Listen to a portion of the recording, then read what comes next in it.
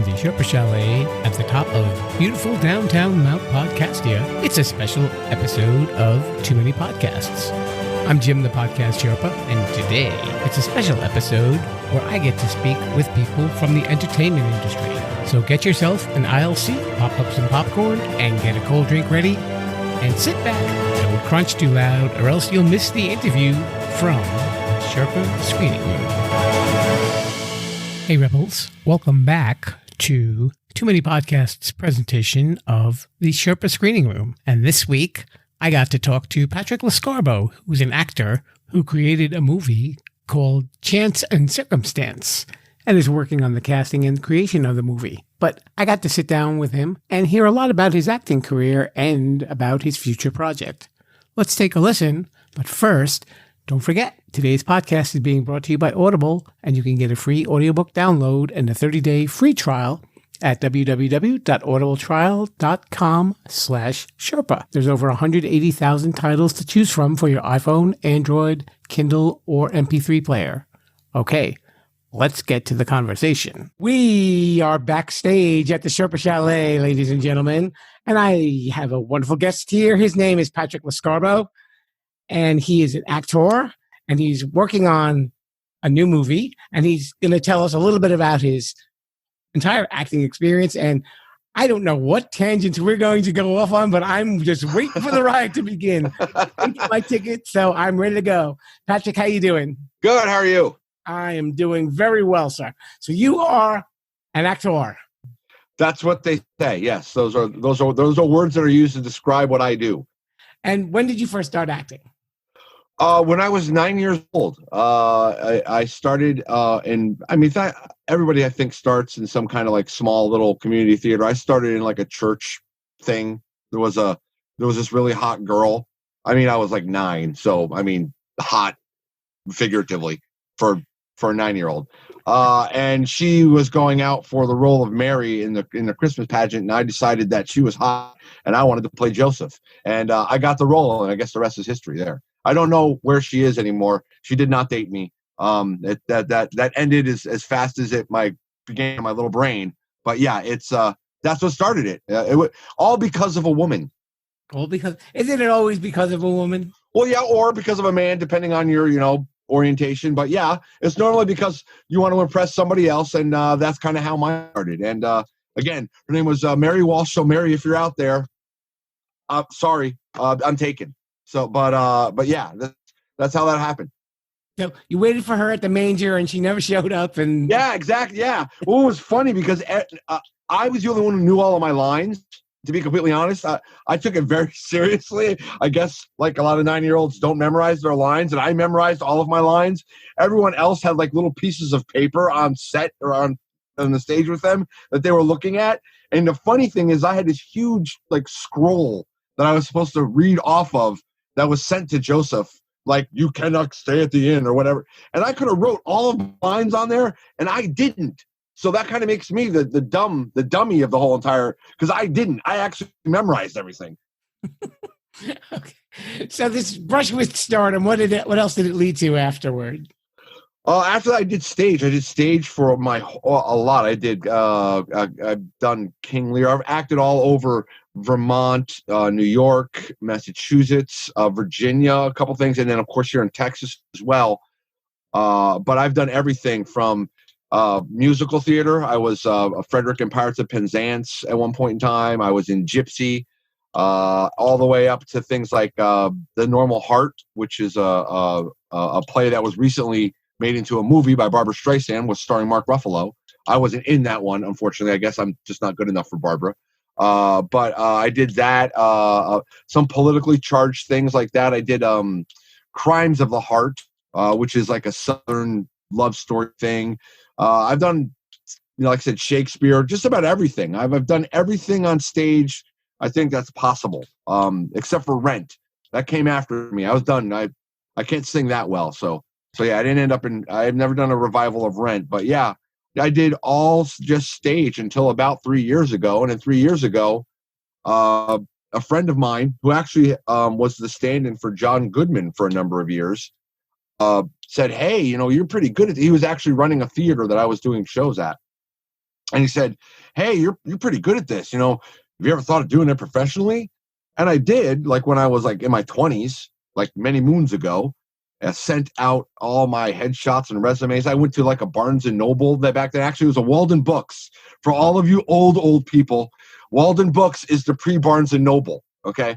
So I went to a Walden Books and I bought a big, thick book that said all the casting directors and agents in the United States of America. And I literally page 175 pages worth of people all over the country. And I sent out my headshot and resume to every single person in that book and got nothing. Nada. Zip. And then I decided, well, maybe I should do something else because, so I did something else for a while. But he said, well, you should try this. You should try doing it professionally. And I was like, well, how am I going to do that? I'm 40 something. I'm done. I'm over with. And he said, well, Morgan Freeman didn't get his first leading role until he was 50.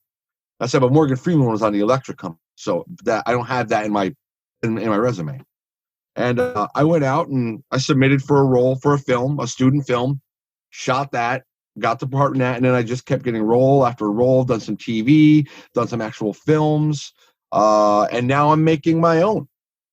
Now, you said when you were doing some TV, you were telling me earlier that you did a UFO. There is a television show, it's on the Travel Channel, I believe, called UFOs, The Undiscovered Evidence. And I did a role as, I guess, the guy, I can't remember the guy's name. It escapes me right now. But I played the role. It's on my IMDb. Look it up there. I can't remember it. But he was the first person who ever coined the term flying saucer or UFO. Flying saucer, I think, is the term he coined.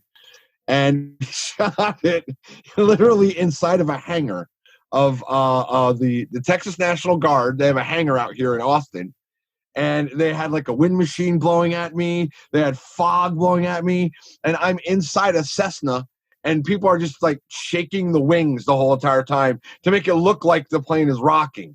Like I'm slowly rocking. I'm looking out. I'm tapping my instrument panel. And these guys are shaking the thing back and forth.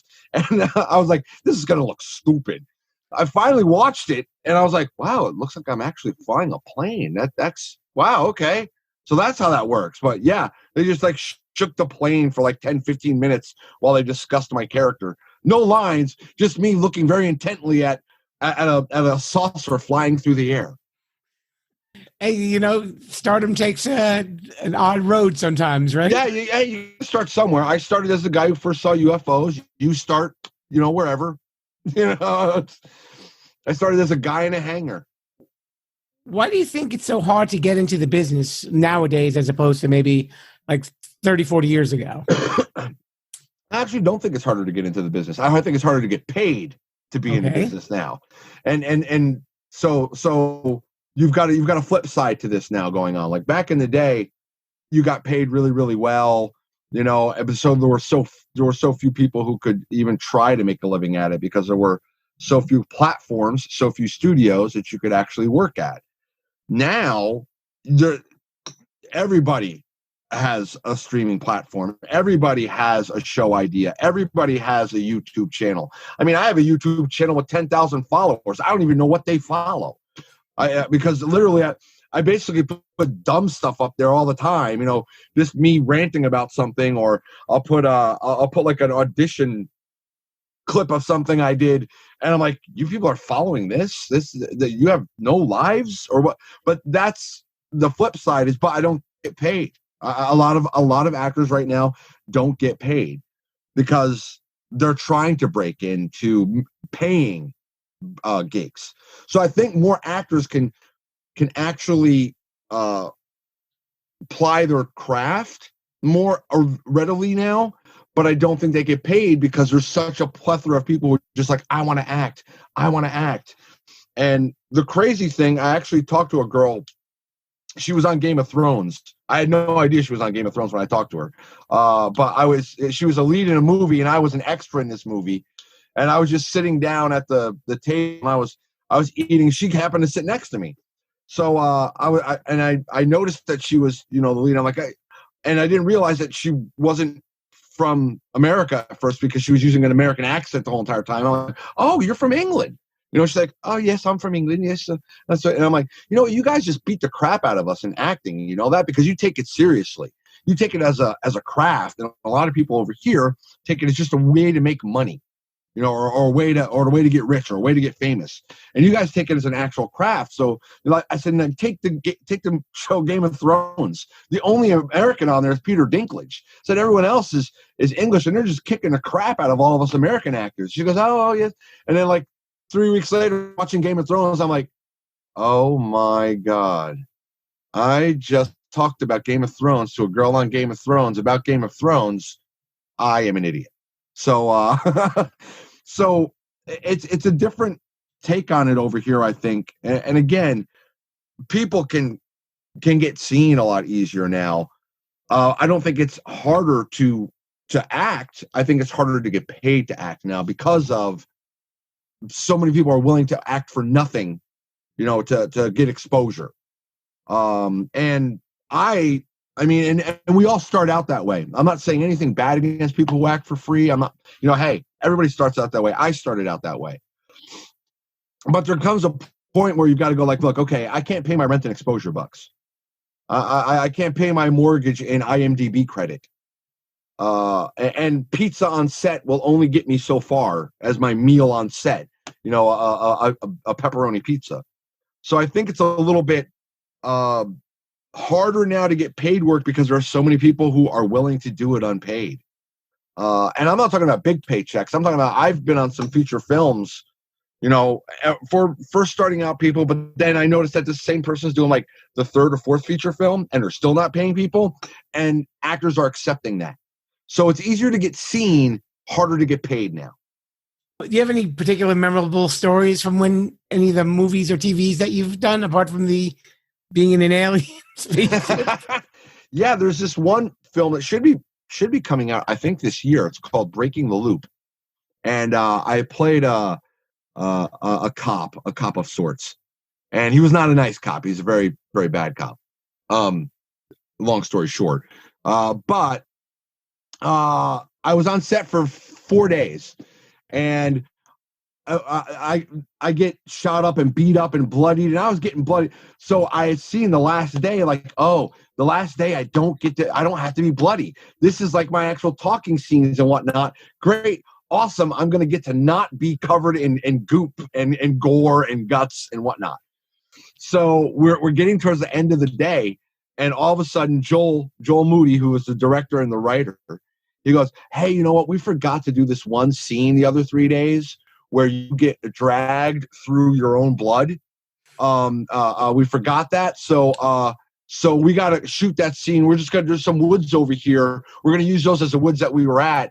And we're going to shoot that. I said, Joel, are you telling me now that I have to be covered in gore every single day that I have been on set for your whole entire movie? He's like, is this your last day? I'm like, yes, Joel, this is my last day. I'm like, yeah, so you're going to be covered in blood for your whole entire shoot, the whole entire time you're here. So I'm like, great, perfect, not a problem. So I had gotten used to the blood. And here's how you make the sausage. The blood is not even blood. It's not, basically it's K-Row syrup, laundry detergent, and dye. Okay, so that's normally what fake blood and gore is made out of. Well, they had run out of K-Row syrup. This is how bloody my character gets. They had run out of K-Row syrup. Okay. So they laid me on the tarp, and it's hot. It's Texas. It's like 101 in the shade. Okay. So it's very hot. And I'm like, what do I smell? Because normally K-Row syrup, you can't smell anything. You can't smell it at all. I'm like, they had run out of K-Row. They were using actual maple syrup. So I got dragged through maple syrup with food dye and detergent in it. And when I got up, my hair was like just stuck up in the air because it was that hot out. And I was like, dude, this is not K-Row syrup. He goes like, yeah, we ran out of K-Row syrup. We've been using Mrs. Butterworth for this. So this is the Mrs. Butterworth blood scene. I was like, great. If I get stung on the way home, I'm kicking your ass. So I guess he really gave new meaning to the term flat as a pancake then. Yeah, he did. Yeah. And the cool thing is, here's actually the funny part of that is that I was getting dragged through it and my eyes are wide open, so they have to stay open the whole entire time. And a fly like landed on my mouth, and I didn't move or anything. And he said, "That's the shot right there. That is the shot. You didn't move. The fly landed there, and that's the shot right there. We're done. We're done for the day." I was like, "Great." Are they going to give Mrs. Butterworth a credit for that? Or? They should. They should give whoever is Mrs. Butterworth. Please sponsor my movie. But Mrs. Butterworth should definitely get some kind of credit for that, because I don't know if the fly was stuck there or if it just landed there and it flew off or whatnot. But yeah, I smelled, so nice going home. I mean, I smelled like sweetness, And actually, here's the funnier part of that. I stopped at a gas station on the way home. And I had forgotten that I didn't get all, I guess, the blood off of my face. So I had stopped to buy a pack of cigarettes. And I look at the person. I'm like, "Yeah, I need a couple packs of cigarettes." And the woman's just looking at me with her eyes are wide, like they're huge, like saucers. And I'm like, "Oh, what is her problem? Do I have something in my teeth?" And I'm like, "Whatever." And I go out to the car, and I happen to look in the rearview mirror, and I see there are little like red blood flecks all over my face. I was like, "Oh, she thought I just killed someone and picked up some cigarettes and left." So I was expecting to get pulled over, but it didn't happen. I guess in some places that's just another day at work, right? Yeah, another day at work. Like if this had been like downtown Detroit, I'm sure they would have been like, "Yeah, man, whatever, it's fine, it's cool." It'd been like lower east side of New York City. They'd been like, "Hey, it's not a problem. Why? Yeah, wait. Hey, you got a little smooch there. You got some smooch on your face." Dude, when you're done whacking somebody, you need to wipe, all right? You need to wipe, because cops are going to catch that, all right? So, hey, that's my tip for the day. You have a good one. Let's talk about the movie that you are trying to get together with the funding and Chance and Circumstance. Yes. So, Chance and Circumstance came about from me doing 3 Westerns in the past year. I did 3 Westerns. I did one called Bible of Wolves, one called Showdown in the Brazos, and another one called The Slocum Massacre. I did those 3 films, and they were all like period pieces of the late 1800s, early 1900s.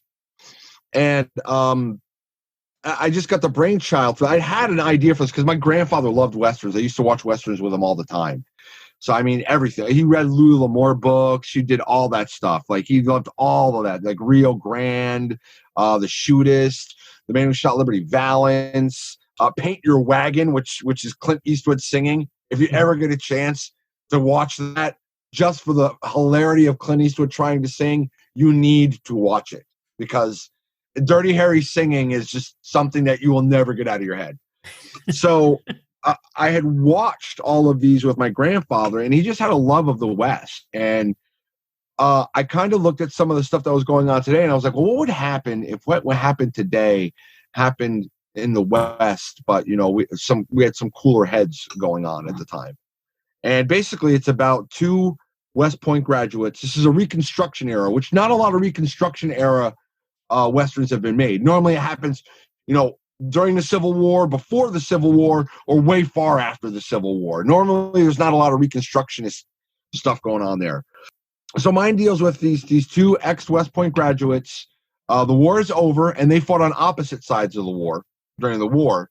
And they come back together during the Reconstruction part of the South, and they're fine with it. Everything's fine for them. It's like water under the bridge. You shot at me, I shot at you, but it's over.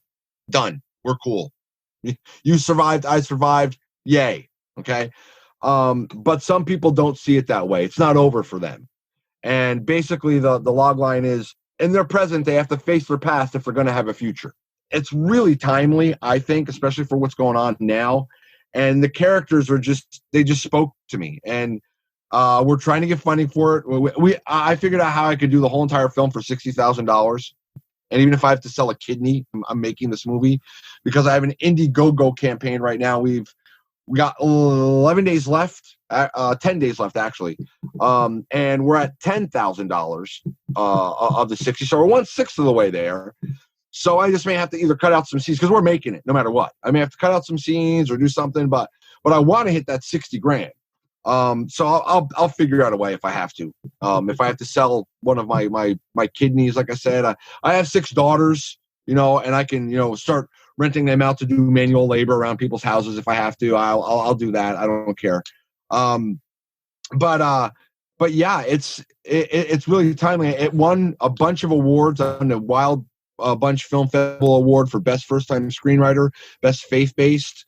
I won the Austin Spotlight Film Festival for Most Innovative Concept. I won the Los Angeles Film Awards honorable mention for First Time Screenwriter, and I won the Big Apple Cinema. I was a semi-finalist. No, a finalist. I'm sorry, a finalist in that one. So it's won a bunch of awards, and people really like it. And I sent it off to some of my friends that I had Westerns with before. I'm like, dude, you've got to make this. You have to make this. So we're making it. And it's going to be all done here in Texas. It is independent. There are no studios involved. And we're doing it all on our own. I'm doing all myself. Dean Christensen, who was on one of the Westerns I did called Sunbreak. He's my executive producer, and we're just pounding the pavement, trying to get people to even donate $2, $5. We don't care. That's how we're basically Bernie Sandering this thing into creation. We're taking $2, $5, $7 donations. Come wash our car. We don't care. That's kind of how we're putting it together. And like I said, we're in 20 days, we've raised 10 grand. But we need more. So that phase 2 will start. If I don't hit the 60, then I start leveraging body parts. Don't leverage too many because I'd make riding the horse a little bit tricky. Yeah, I gotta keep an eye on that. Which ones? And I mean, I can always say, this is like an IOU. Like after I'm done with this production, I owe you a finger, or I owe you a leg, So I at least get this made, and then the next one, I guess, is about how my because I'm also I wrote it and I'm in it. I'm gonna write a movie. You might as well write a part for yourself, right? And what I'll do is in the next one, I'll just make my character have lost a leg somewhere along the line, or he lost an eyeball, he's got an eye patch now, whatever I got to do, and that could be the next movie. Like, what happened? Things got tough and I had to sell my eyeball. You actually raise an interesting point. So what is harder, writing a character or portraying the character that you've written?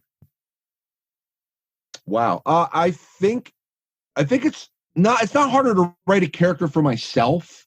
It's harder to write the characters around me.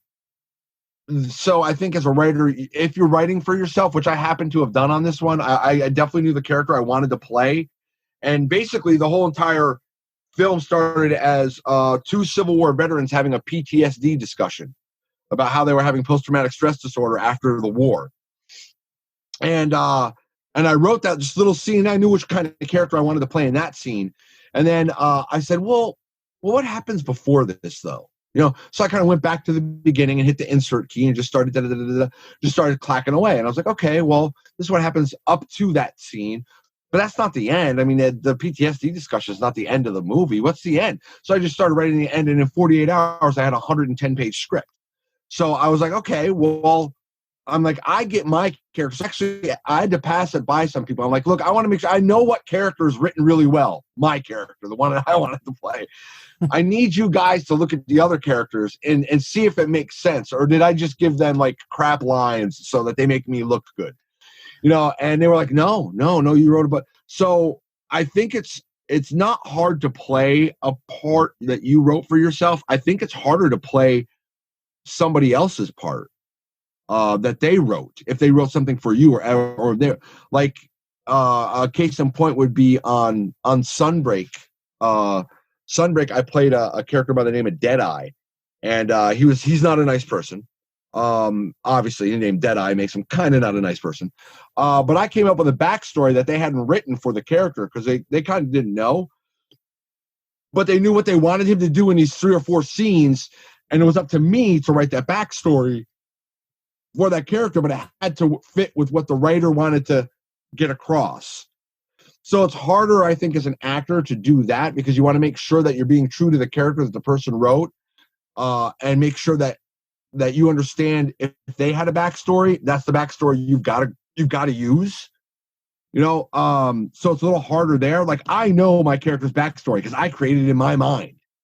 The one from my movie, I created that character's backstory. I know what his backstory is. I think it's easier to play my own character, but I think it's more fun, in my opinion, to actually play other people's characters.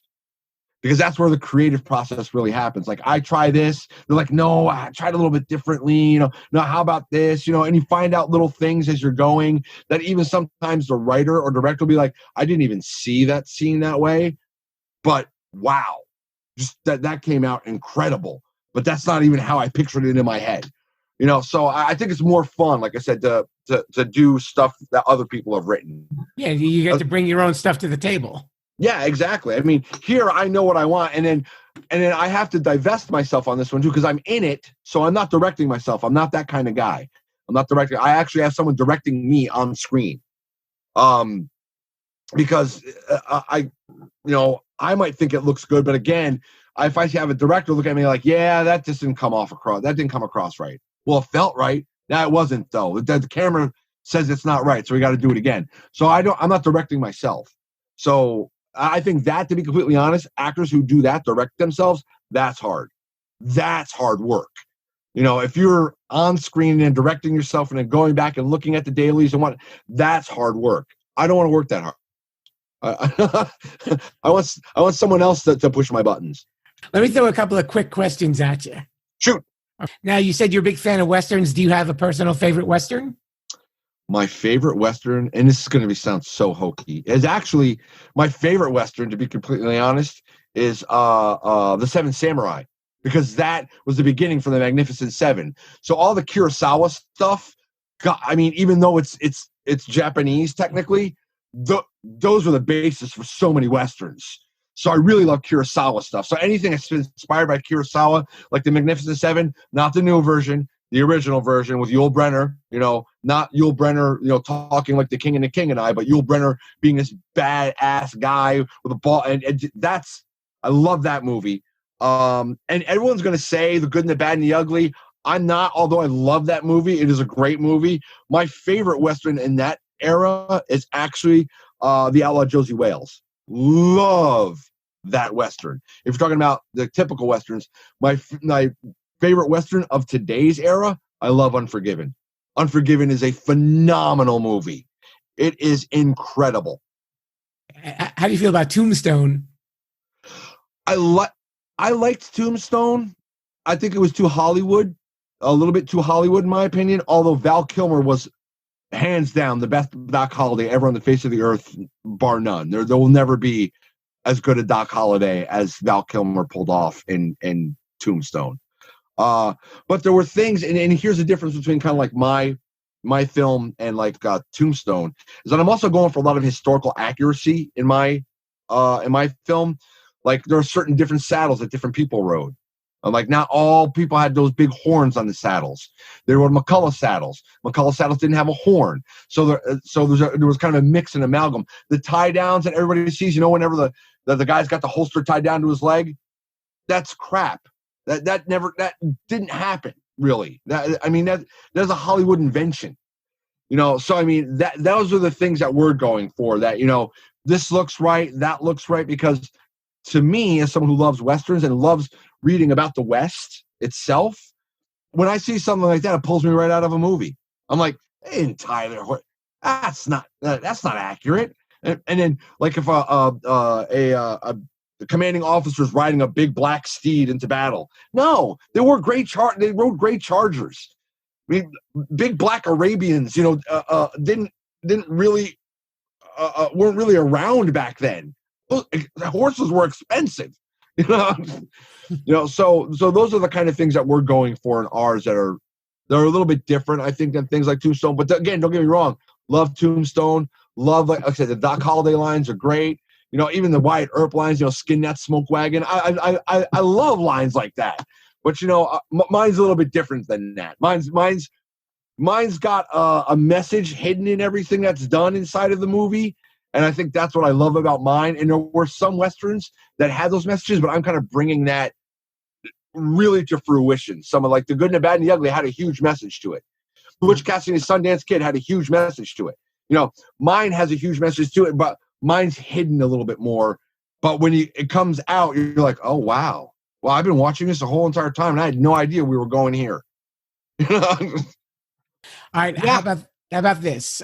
Is there any actor that you would have loved to work with? Any, living or dead at any particular time? Wow. Actor I would have loved to have worked with. I would have loved to work with Robin Williams, to be completely honest. I would have loved to, because you want to talk about a guy who had range. I mean, this is a guy who, when, even after he was, off the drugs and whatnot, could go on a stage for an hour to an hour and a half with absolutely no prepared material at all and just go 900 miles a minute, okay, firing on all cylinders the whole entire time. And then he could do things like Good Will Hunting, or he could do things like The Fisher King, or you could do like 1 hour photo. That is range. I would have loved to have acted, if you want to go with people who are past. People who are current today that I would love to act with, and I probably never get to act with him now because he's retired, but Daniel Day-Lewis. Oh, you want to talk about a guy who can act. That's just, again, nothing he can't do. He doesn't do comedy, though. He's all drama all the time. So that's but man, can he bring it home when he needs to, or needed to, I guess. He's in retirement, but is he ever really in retirement? I'm sure if someone came along and said, because I guess, and this is the funny thing, he's a cobbler in Italy right now. I think a 3-time Academy Award-winning actor, all right, and he's decided to give it all up to make shoes. I guess if that's what you want to do, but I guarantee you if someone came along to him into his shoe store and said, Mr. Lewis, we have a really, really great role for you, I guarantee you he'd probably come out of retirement. It was good enough. I think that would be kind of odd to walk into a store and go, listen, I need a moccasin fixing. Hey, weren't you in my left foot? Weren't you in my left foot? Weren't you in my left foot? What? Hey, wait a minute. Weren't you in Gangs of New York? This is what? You look just like that Daniel Day-Lewis guy. You must get a lot of that. Hey, you looking like a Daniel Day-Lewis. Yeah, and he's like, yeah, but be Simon, say Simon, yeah, no, yeah, because I am. Now, do you want me to put the soul back on this shoe, or do you want me to talk about Hollywood? Which do you want me to do? Yeah, you gave me your right shoe, not your left shoe. So exactly. I bet he hears that all the time as a cobbler. Oh, is this the one for the left foot? If there was a movie that you wanted to put yourself into, like just replace an actor, not if that their performance was bad, but the movie that you would want to be in, what would be your dream role? My dream role is Han Solo in Star Wars. That is my dream role. That is the character that I admire the most in anything that is ever written ever. By the way, Star Wars, also The Fortress, a Kurosawa movie. But yeah, Han Solo is, not Harrison Ford is friggin' Han Solo. End of story. But that is the role that I believe I was born for. I was just born too late. I was born way too late. You want to give me I got a bad feeling about this? I have a bad feeling about this. And it's in and it depends on who you're doing. Like, I have a bad feeling about this. I have a bad feeling about that. Everyone has a different iteration. And even R2 says it, I swear, even though it's in like, there's he said it.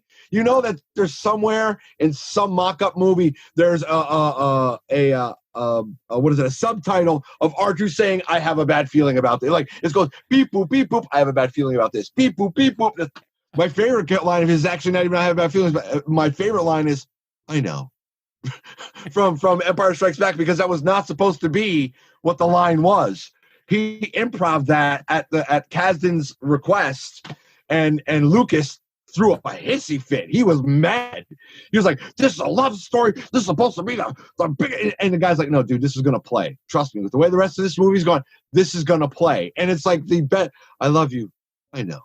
And the Star was born, right? Yeah, exactly. And the Star Wars was born. I won't ask you about podcasts because you said that you hate what your voice sounds like on a podcast. So you won't be hearing this then, right? No, I won't. I will not listen to this at all. I will have my friends say, I can't believe you said that. And I will go, I said what? They're like, you don't remember? I'm like, no, it comes out and then it's gone. It's gone. It's like a fire and forget thing. It's like an ICBM. I just let it out there. It either lands or it doesn't. And then I go on to the next. Okay. So I won't have to have my lawyer, Dirty Louie, write up a transcript for you or anything like that. No, not at all. No.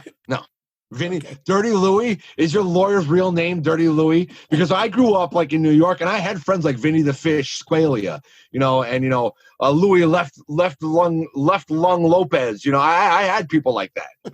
We were talking about Mr. Bruce, my voiceover guy. So I was wondering if you were an Australian voiceover guy, if you could say, you're listening to Too Many Podcasts, the podcast about podcasts. You're listening to Too Many Podcasts, the podcast about podcasts. Good day. There we go. I have a backup for Mr. Bruce. There you go. Yep. Let's throw another podcast on the Bobby, shall we? Patrick, we have this portion of the show, and it's called Shameless Self-Promotion. Shameless self-promotion. Shameless self-promotion. Okay. And this is where you can let our listeners know how they can get in touch with you. Great. Go ahead. Oh, it's now. Sorry. Okay, so here's how you can get in touch with me. You can go to @Chance and Circumstance Film on Facebook. I'm there.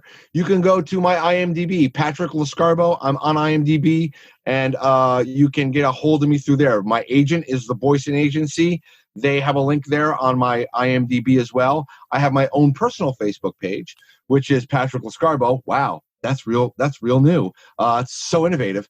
And then I have a YouTube channel, which is, here we go. Ready? Patrick Lescarbeau again. So I have a YouTube channel. It's got about 10,000, and I post stuff on there. Probably you'll look at it for 3.5 seconds and go like, this guy's an idiot, but that's fine. I have that. Then I have a Twitter account, which I don't know why, because I barely use it. But it's Patrick EL 33. That's me on Twitter. And then, I have Instagram. Again, a thing that I basically hand off to my daughter and say, can you post something? Because I don't know how this works. My Instagram is Patrick_Lescarbeau. Again, wow, how cool. And then there's actually an Instagram for Chance and Circumstance, the movie as well. It's called Chance_Circumstance. Whoa, a big one there. And then, like I said, we have the Indiegogo link. If you go to Indiegogo and type in Chance and Circumstance, we pop right up there as well. So those are all the ways you can get a hold of me. I'd give you my phone number, but my wife will kill me. So we've been talking to a man who clearly has the market cornered on Patrick Lescarbeau. Yeah, there is that. I have that. That domain name is mine. It's mine. I dare you to try and get it. I dare you. And we're going to keep our eyes open for Chance and Circumstance, and hopefully that'll be in some theaters, and it'll be something for all to enjoy. Oh, definitely. Like I said, we're it's getting made. Just don't know when. Okay. Well, we'll keep our fingers crossed for you, Patrick Lescarbeau. Thank you so much for coming on down. My pleasure. You guys have a great night. Thanks a lot for listening to Too Many Podcasts, the Sherpa Screening Room edition, and an extra special thanks to our guest, Patrick Lescarbeau. Keep an eye open for when Chance and Circumstance comes out. I'm sure it's going to be a really great movie. And you can follow this show on social media at Sherpalution, or visit us at our website, www.sherpalution.com. You can also email me at jimthepodcastsherpa@gmail.com. We're going back to Too Many Podcasts next week. We'll be hearing from one of your favorite podcasters. Hope you guys have a great week, and I'll bet Mr. Bruce can round up cattle like he can round up guests at the Sherpa Chalet. Care to demonstrate, Mr. Bruce? Thanks for listening to Too Many Podcasts. Please disperse. You can go home now.